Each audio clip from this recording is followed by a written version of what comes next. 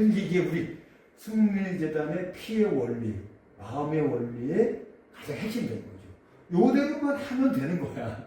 이것만 알면 되니까 사실 나머지 몰라도 되는 거예요. 정말로. 마음 먹을 피가 변하니까 내가 마음을 죽은 마음을 안 먹고 죽지 않는 마음을 먹으면 되는 거란 말이에요. 그걸 노력하면 되는 거야. 그걸 노력해서 노력해서 승리가 나와서 자꾸 그 마음, 죽지 않는 마음이 뭔지를 알아서 배워서 그 마음을 먹으려고 노력을 하고 또 그 죽지 않은 마음이 되는 이슬성씨를 자꾸 받아서 자꾸 내 마음에 피가 변해야 되는 거죠. 이렇게 돼야 되는 거예요. 우리가 이제 왜 죽냐면 죽을 마음을 먹어서 죽는데 그 마음만 얘기하는데 우리가 죽는 유형은 여러 가지 있잖아요. 뭐 질병에 의해서 죽고 노화에 의해서 죽고 사고로 죽는단 말이에요. 근데 이제 마음 먹는 대로 피가 변하는데 마음 먹는 대로 피가 변하는 그 근본적인 그 메커니즘을 보면 이제 피가 썩는단 말이에요. 마음이 그래서 그러면 피가 썩으면은 세포가 미달이 돼요. 피가 썩으면 세포가 적게 만들어질 거 아니에요. 건강한 맑은 피일 때는 세포가 100개가 다 만들어질 텐데 100개 중에서 70개, 80개밖에 못 만들어진다는 거죠. 그것이 이제 세포 미달 현상이에요. 그러면 이제 장기의 기능이 떨어지겠죠. 아무래도. 그리고 그러므로 말미암아서 이제 주름살도 생기고 뭐 그런 거예요. 그래서 질병과 노화가 와서 사망을 한 거예요. 그러니까 이게 이제 피가 썩음으로 말미암아서 질병도 오고 노화도 오고 사고사도 오는 거예요. 왜냐하면 피가 썩으면은 우리가 판단이 늦어지죠. 판단이 정확한 판단을 못하게 돼. 그래서 노인들이 교통사고 많이 나는 이유가 그거예요. 그죠? 몸도 둔해질 뿐만 아니라. 그러니까 피가 맑으면 예를 들면은 육감이 발달해요. 육감이 발달해서 내가 죽을 수 있는 그런 데는 가지 않게 돼. 이상해. 오늘 나 비행기 타려고 하는데 이상해. 비행기 타고 싶지 않아. 이상해. 그런데 비행기를 안 탔어. 그랬더니 그 비행기가 가다가 무슨 사고가 나서 구사일생 그렇게 비행기 안 탄 사람도 가끔 있잖아요. 그렇게 이제 그것이 이제 피해가 맑아지면 그런 것도 막을 수 있다는 거죠. 이 몸은 100쪽의 세포로 이루어졌다고 말을 해요. 100쪽에. 어떤 사람은 60쪽이라고 하고 그렇게도 얘기하는데 100쪽의 세포로 만들어졌어요. 그래서 이제 우리가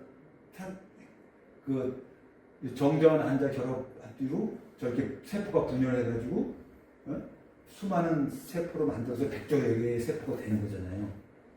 근데 만약에 우리 몸이 그대로 그 100쪽의 세포대로 이루어져서 계속 유지된다면 죽지 않는다는 거죠. 그렇죠? 그런데 세포 분열이 한계가 있다는 거예요. 헤이플릭이라고 하는 이 사람이 헤이플릭이라는 사람이에요. 이 사람이 이런 발견을 한 거예요. 모든 세포는 횟수가 정해져 있다는 거예요. 세포 분열을 인간들은 보통 60회, 인간의 세포는 60회 분열하면 더 이상 분열을 안 하는데 분열을 멈추면 어떻게 돼요? 자꾸 세포가 분열이 돼야 되는데 하나가 두 개 되고 두 개 되고 자꾸 만들어져야 되는데 그게 분열이 멈춘대요. 60회 정도 되면. 그게 헤이플릭 한계예요. 그래서 아까 보여드린 그 그림이 헤이플릭이라고 하는 사람이에요. 그 사람이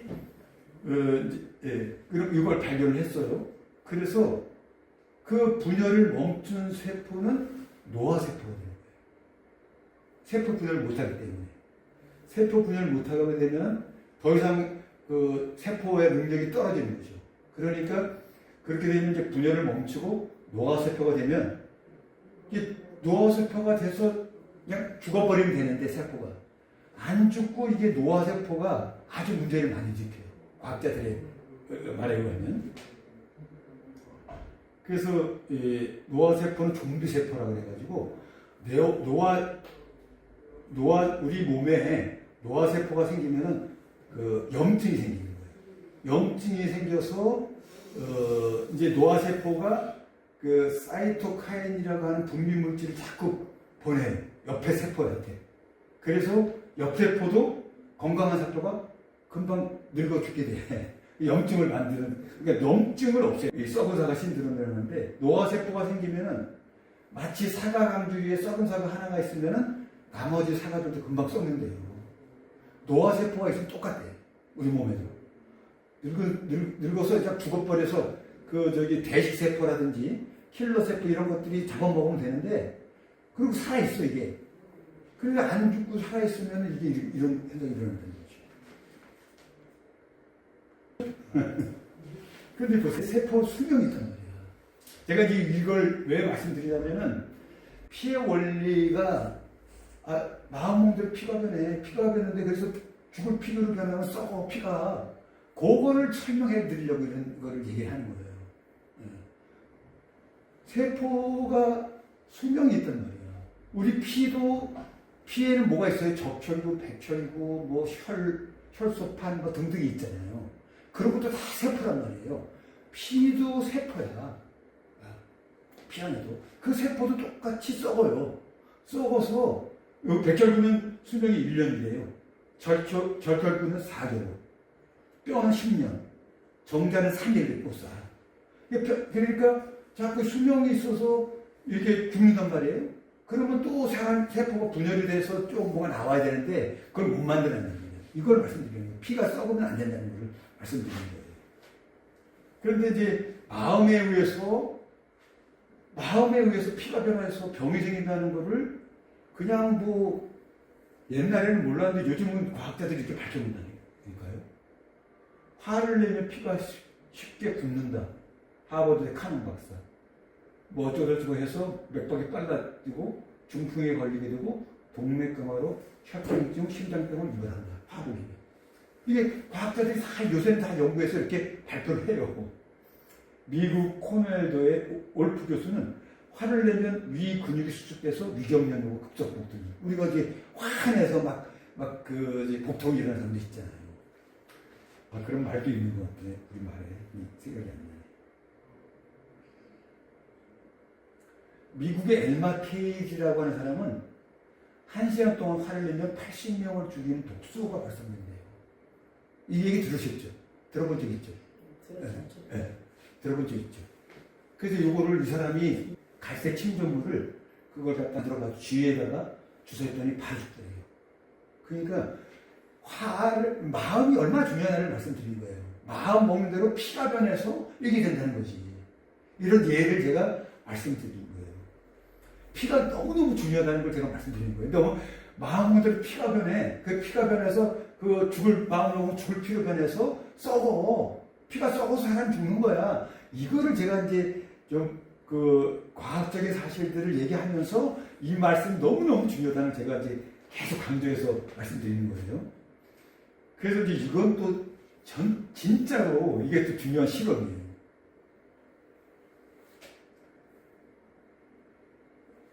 늙은 쥐와 젊은 쥐를 혈관을 서로 연결을 했어요. 그랬더니 어떻게 했냐. 늙은 쥐가 젊어졌어요. 젊은 쥐는 대신 늙어졌어. 왜? 젊은 쥐에 있는 피가 늙은 쥐한테 가고 늙은 쥐의 피가 젊은 쥐의 우물을 밟아서 피가 변한 거잖아요. 피가 변하니까 얘들이 젊은 쥐는 늙어져 버렸어. 늙은 쥐는 젊어지고. 피가 이렇게 중요하다니까. 이 과학자들, 이게 누가 실험한 거냐면은 옛날부터 과학자들이 이런 실험을 많이 했어요. 스탠퍼드 대학교의 위스코레이라는 사람하고 UCSF 대학교의 사울 빌레다라는 교수. 이 사람이 제자야. 이 사람 둘이서 이걸 한 거예요. 근데 이제 저기는 이제 피만 연결시켰는데 그 복잡하잖아요. 이렇게 하는 게. 그러니까 이 사람들은 피 속에서 혈소판만 그랬더니 똑같이 늙은 지가 젊어서 되는 거지. 그래서 이 사람들이 발견한 게 뭐냐면 젊은 지의 피 속에 뭔가 회춘하는 물질이 있지 않겠나 이런 생각을 한 거예요. 이 사람들이. 피. 그러니까 피 속에는 우리가 마음을 어떻게 먹느냐에 따라서 우리 내 몸 안에 뭔가가 있다는 거지. 그거를 그 젊은지니까 그 회춘 물질이 있다라고 생각해서 지금 연구를 계속하고 있다니까요. 과학자들이. 피 속에 뭐가 있구나 해서 피 속에 있는 그 회춘의 물질을 찾아내려고 열심히 이렇게 하고 돈 벌려고. 그래서 이제 이 안티에이징, 예? 늙는 거를 막는 그런 사업이 난리라니까 지금. 이게 칼리코라고 하는 회사가 그 구글에서 세운 회사예요. 구글에서 인간 수명을 내가 500세를 만들겠다 라고 해서 구글이라고 하는 거대 자이언트 기업에서 이걸 하고 있어요. 500세를 만들겠다. 이거 세운 지가 10년도 넘었어요. 피의 원리의 중요성을 말씀드리려고 여러 가지 사례를 들어서 이제 말씀드린 거예요. 피는 마음에 따라서 영향을 받는다 이겁니다. 이번에는 그러면은 질병과 노화의 원인은 뭐고 그걸 어떻게 극복하느냐 이걸 제가 말씀드리는 거예요. 제가 그거에는 당연하게 생각했잖아요. 지금은 안 그런지 모르겠지만은 옛날 사람들은 다 늙어, 다 늙어. 사람 왜 죽어요? 할아버지 왜 죽어요? 사람들한테 물어보면 사람 죽는 원인이 뭡니까? 라고 물어보면 늙으면 죽는 거야. 노화가 원인이었다고요. 근데 요즘은 노화는 그냥 불가피한 이런 것이 아니라 삶의 불가피한 일부가 아니라 하나의 질병이라는 거예요. 2010년도 영국 국립학회에서 발표합니다. 그리고 우리나라에서 엊그저께 2025년 오성바이오 국제 컨퍼런스 10월 22일, 24일에 노화는 질병이다라는 라고 세계 최초로 공동 선언문을 발표했어요. 충청 타임즈 제가 찾아보니까 노화는 질병이라는 건 뭐죠? 우리가 컨트롤할 수 있다는 거잖아요. 인간의 그 노력으로 많이 면서 많은 병들이 지금 없어졌잖아요. 인간의 수명이 불과 100년 전만 해도 30세밖에 안 됐어요. 평균 수명이. 근데 지금 100년 후에 지금 우리가 120살 얘기한단 말이에요. 150살 얘기한단 말이에요. 그러니까 인간의 수명이 왜 발전했냐? 과학기술로 말하면서 의학의 발전으로 말하면서 그랬다는 거잖아요. 옛날에는 어린애들은 금방 죽었잖아. 근데 노화까지도 우리가 컨트롤할 수 있는 질병으로 보고 이 노화를 없애는, 노화를 컨트롤할 수 있는 그런 것들 약을 개발한다는 거예요. 지금 이런 걸 하는 거예요. 근데 이제 노화에는 세 가지 원인이 있어요. 옥시다티브 스트레스, 이게 산화 스트레스라는 거예요. 우리 인간이 왜 늙느냐? 과학자들이 보니까 우리 몸 안에 산소가 들어가잖아요. 산소가 들어가서 우리 그 주님 말씀대로 산소 안에 있는 하나님의 영이 우리 몸을 살리는 건데 그 산소는 O2잖아요. 근데 이 산소가 산화되면서 스트레스를 받는다는 거지. 산소 바깥에 껍데기에 산화물질이 있다고 주님 말씀하잖아요. 그 산화물질이 스트레스를 일으켜서 그것이 세포들을 파괴한다는 거예요.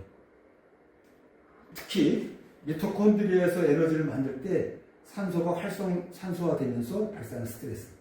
이게 이제 그 노화의 원인 중에 하나예요. 중요한 원인. 그다음에 두 번째는 아까 말씀드린 염증. 이게 이제 사이토카인이 자꾸 만들어진단 말이에요. 염증이 만들어지는 여러 가지 원인이 있겠죠. 우리가 신경통도 염증이죠. 그렇죠? 예. 뭐 우리가 통증이 생기면 다 염증이야. 관절염, 염좌, 그리고 뭐 염좌라고 하잖아요. 그게 다 염증이란 말이에요. 염증이 없어야 돼. 그러니까 은혜를 받으면 염증이 자꾸 없어집니다. 그래서 소변으로 막 나올 때 뭐 소변이 막 거품이 많아. 이 염증이 나오는 거예요. 그 다음에 이제 인슐린 내성. 이게 이제 인슐린이 부족하면 어떻게 돼요? 당뇨병 걸리잖아요. 근데 이제 인슐린 내성은 자꾸 포도당을 갖다가 효과적으로 연소하지 못하고 췌장에서 그거를 포도당이 계속 피 속에 있으니까 계속 만들어내려고 그 췌장이 노력을 하는 거예요. 그것이 인슐린 내성이에요. 이게 과학자들이 아주 중요한 노화의 원인으로 꼽는 게 이 세 가지예요.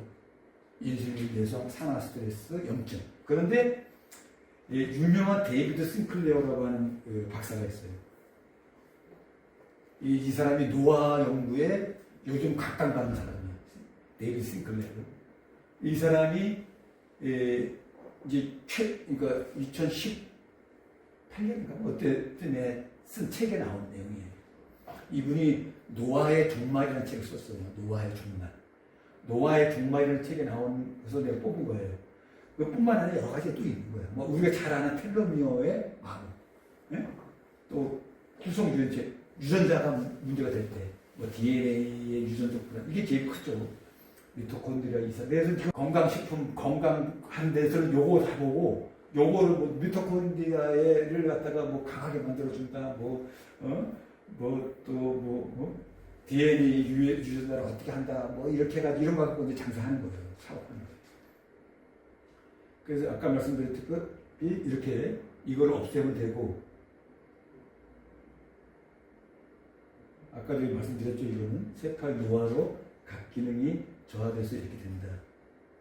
당연한 얘기죠. 근데 이제 아까 그 헤이플릭이라고 하는 사람이 세포 분열은 60회 한다, 인간은.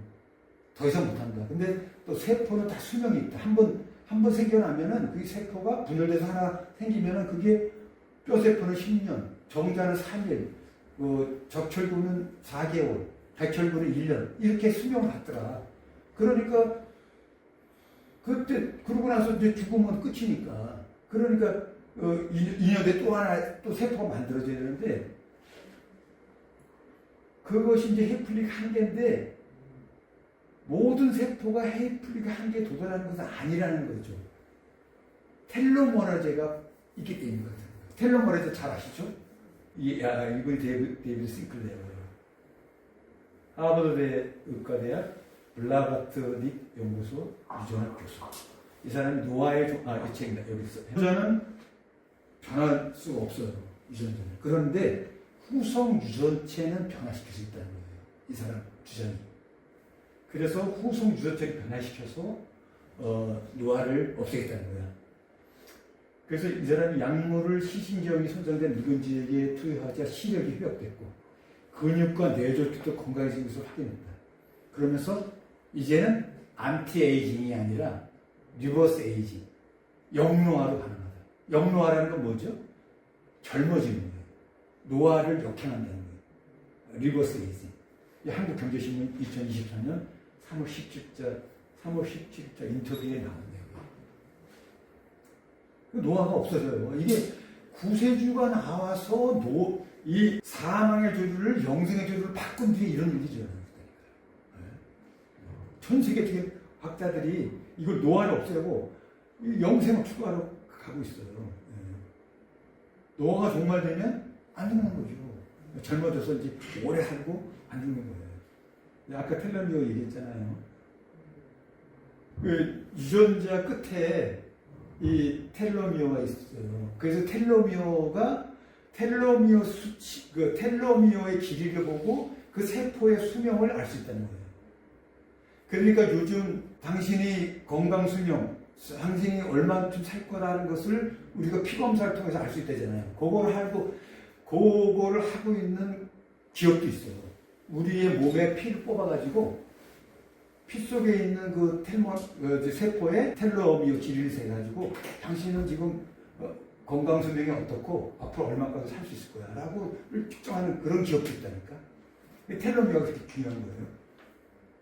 근데 더 중요한 거는 이 텔로머라제라는 것을 발견한 것이에요. 엘리자베스 블랙번이라고 하는 사람이 호주 출신의 미국에 있는 유명한 그 생리학자예요. 근데 이분이 2009년도에 노벨 생리학상을 받았어요. 그게 뭐 당시에 받았냐면 텔로머라제를 발견한 것 때문에 받았어요. 이분이 텔로머라제. 텔로머라제라는 것이 아까 얘기했다시피 텔로미어를 세포를 재생시킬 수 있는 거예요. 텔로미어. 그래서 이제 사람들이 텔로메라제가 세포의 수명을 늘릴 수 있구나 해가지고 인위적으로 텔로메라제를 인체에 주입하면 어떻게 될까요? 세포의 수명이 늘어나서 오래 살겠다라고 생각을 하겠죠, 그죠? 그래서 그거를 실험을 해봤더니 그 텔로메라제를 넣으니까 오히려 암이 생기고 그렇다는 거예요. 그러니까 인위적으로 뭐 하면 안 되는 거야. 그래서 텔로메라제 가지고 뭐 한다 그러면 거짓말이에요, 다 그게. 안 되는 거예요. 오히려 암세포가 생겨요. 오늘 주님이 그 바이오트론 말씀하셨죠, 그죠? 오늘 바이오트론이 생긴다고 말씀하셨는데 이 바이오트론과 녹시트론이 우리 주님이 말씀하신 거는 세상 과학자가 말한 게 아니야. 우리 몸 안에는 생명자가 있어. 그리고 사망자가 있어. 생명자가 바이오트론이고 녹시트론은 사망자야. 이런 말씀을 오늘 잠깐 하신 것 같은데, 그러니까 아까 뭐 제가 말씀드린 건 복잡하잖아요.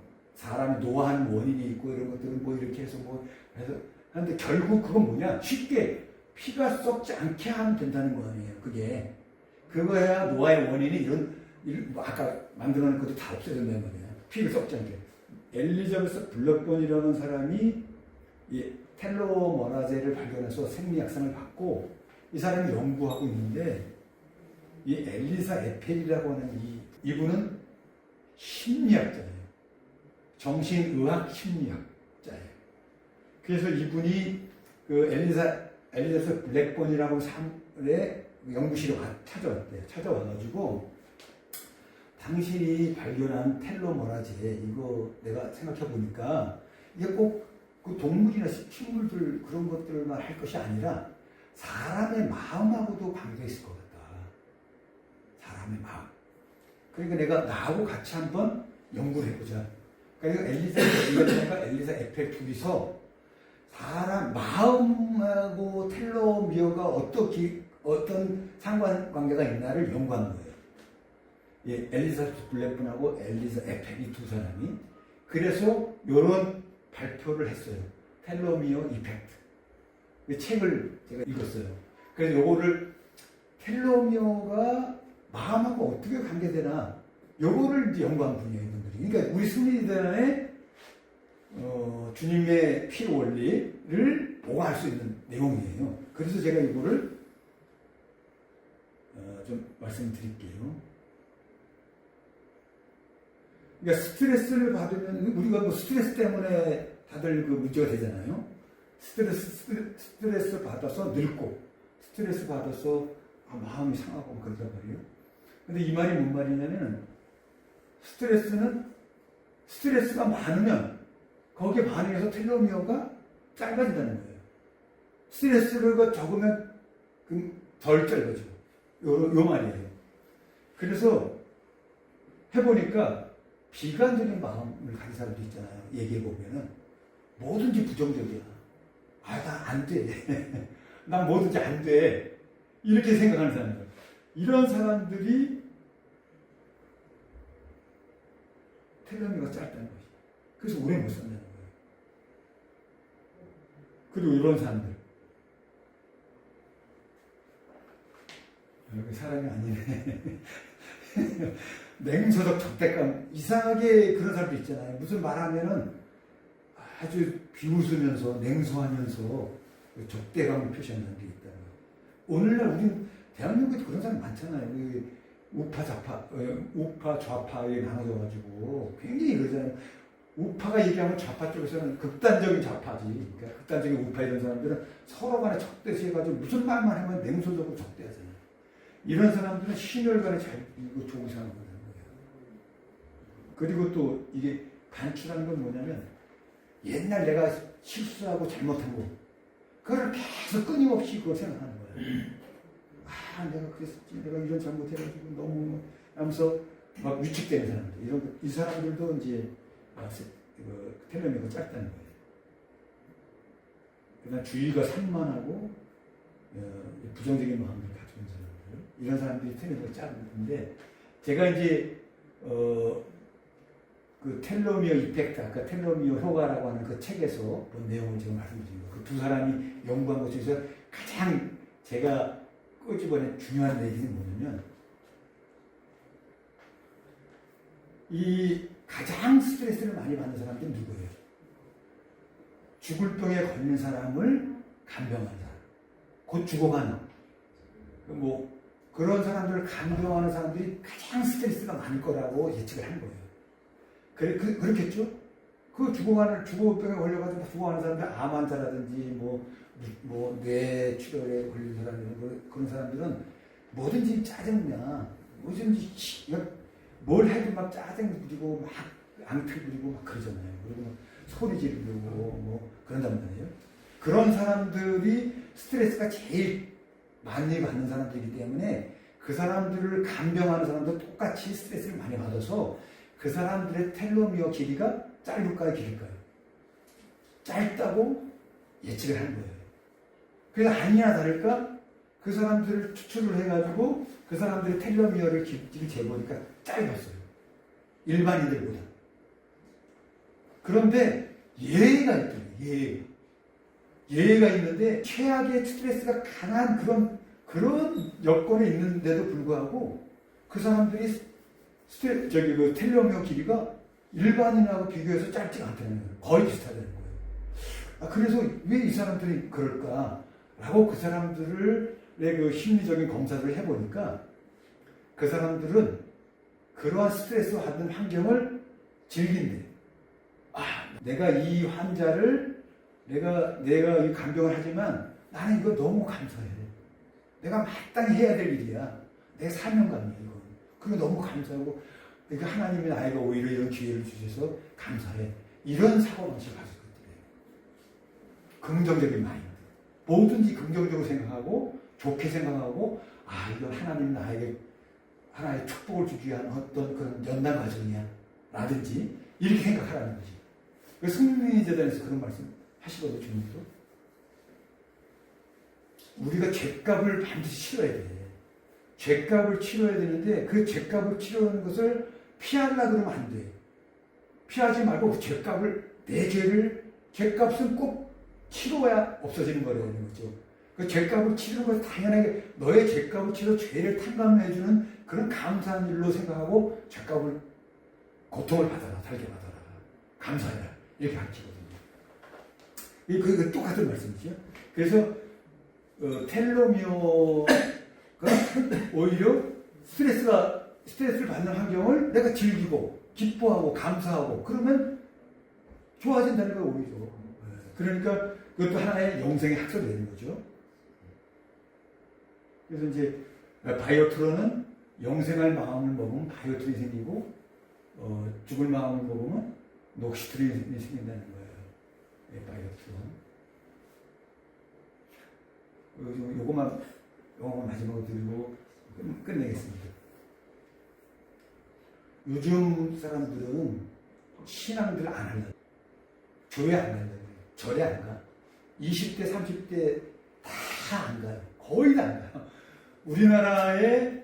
우리나라의 무신론자가 5천만이라 그러면 3천만은 무신론자예요. 그리고 더 젊은 사람일 경우로 더 무신론자가 많아. 그런데 대신 그 삶은 사람들이 영적인 각성, 영적인 의식을 고양하려고 하는 데는 아주 적극적이에요.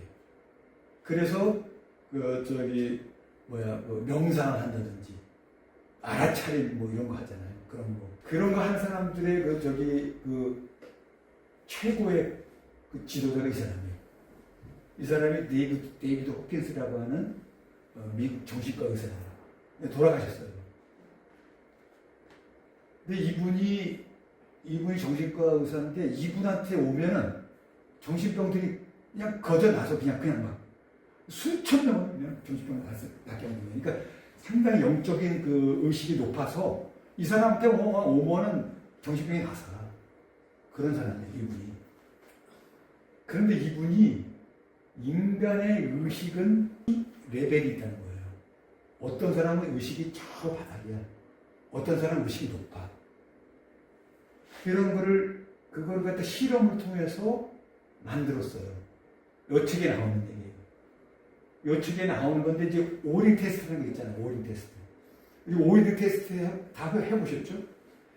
오링 테스트 해가지고 담배를 잡고 있는 사람한테 담배를 여기 넣어놓고 오링 테스트 하면은 그냥 풀려요. 그죠? 네, 그냥 풀려. 근데 뭐 당근이라든지 사과 이렇게 하면 안 풀려. 이게. 그게 뭐냐면은 인간의 몸은 내가 의식하지 않아도 인간의 몸은 미리 좋고 나쁜 걸 안다는 거예요. 오링 테스트도 똑같은 거예요. 이 사람도 데이비드 호킨스도 이 존 다이아몬드 박사라고 하는 사람이 이걸 한 것도 똑같이 인간의 몸은 좋고 어떤 생각에 따라서 몸이 힘이 생긴다는 거지. 그거를 갖다가 데이비드 호킨스가 이 의식혁명에서 이걸 자기가 한 걸 갖다가 의식의 지도를 만든 거예요. 그래서 이 잘 보시나요? 수치심을 가지고 있는 사람들은 20%의 의식이. 그리고 뭐 죄의식, 무기력은 50. 무기력이 50이네. 네? 그 다음에 쭉쭉 올라 자존심 175, 용기가 200, 중립, 자발성, 포용, 이성, 사랑은 500, 기쁨, 평화가 600이야. 깨달음은 700에서 1000이에요. 그러니까 우리가 소위 깨달았다고 하는 뭐 붓다나 이런 사람들, 깨달은 사람, 성자급에 있는 사람들은 의식이 높아. 그런데 이 사람이 그 데이비드 호킨스가 이걸 막 할 때는 인류 전체의 의식 수준이 180 얼마였대요. 200이 안 됐대. 근데 자기가 이걸 잘 열심히 해가지고 다 연구해가지고 20년 동안 한 거거든요. 하고 나서 이 사람이 이 책을 발표할 때는 205로 올려요. 205로. 인류의 평균. 의식이 떨어지지 않고 자꾸 상승한다는 거지. 그리고 저희는 그렇게 해석해요. 주님이 나오신 뒤로 인간의 의식이, 영적인 의식이 개발되니까 그렇게 된다고 이렇게 해석을 합니다. 그런데 문제는 이 깨달음이라든지 높은 의식의 수준의 사람들은 적어. 아주 극소수예요. 그죠? 성인들은 적잖아요. 아래로 내려가서 피라미드 구조야. 위는 적고 아래는 넓어. 이런데도 불구하고 이 위에 있는 사람들은 몇십 프로도 안 돼요. 위는. 요 아래는 뭐 70% 이상 된단 말이에요. 그런데도 이 세상은 자꾸 의식이 높아진단 말이에요. 의식이 높아지는 그 이유는 의식도 에너지잖아요. 그리고 주님이 마귀형을 없애버리잖아요. 주님이 탁 쳐다보면 마귀형이 샥 나쁜 의식이 되는 거거든. 그게.